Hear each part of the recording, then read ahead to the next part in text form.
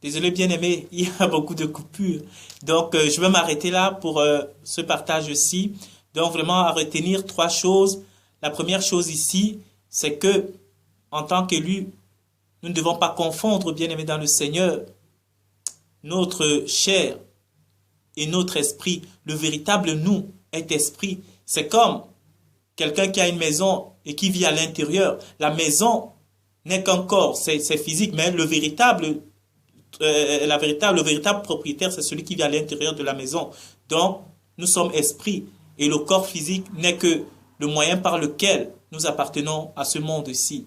Deuxième point, nous ne devons pas désirer demeurer dans le système des choses présentes. Nous ne devons pas aimer le monde présent. Même la Bible nous le dit, le Seigneur nous le dit. Nous devons, à la limite, demander que le royaume de Dieu se hâte à venir, que le système des choses s'arrête afin que nous soyons vraiment auprès de Jésus, auprès de notre Seigneur, bien-aimé dans le Seigneur. Et en troisième point ici, de véritablement savoir que si on quitte notre temple, le corps charnel, la véritable vie est celle d'après, c'est celle qui est auprès du Père, c'est ça la véritable vie lui-même. Parce que Dieu, c'est lui qui est le maître de l'existence, c'est lui la vie véritable, bien-aimé dans le Seigneur. Et en quittant donc le corps physique, la mort ne doit plus être un frein pour nous, ne doit plus être un moyen d'influence, un moyen de peur pour le diable, pour nous maintenir dans le système des choses. Non, si tu quittes ton corps physique, si tu es véritablement né de Dieu, si tu es véritablement un élu de Dieu, si tu suis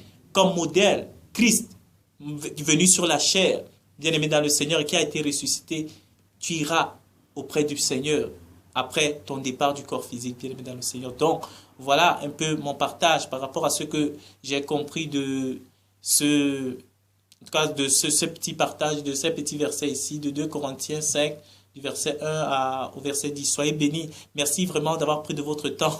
Je vais m'arrêter là avant que ça ne coupe encore. Soyez vraiment bénis et à la prochaine.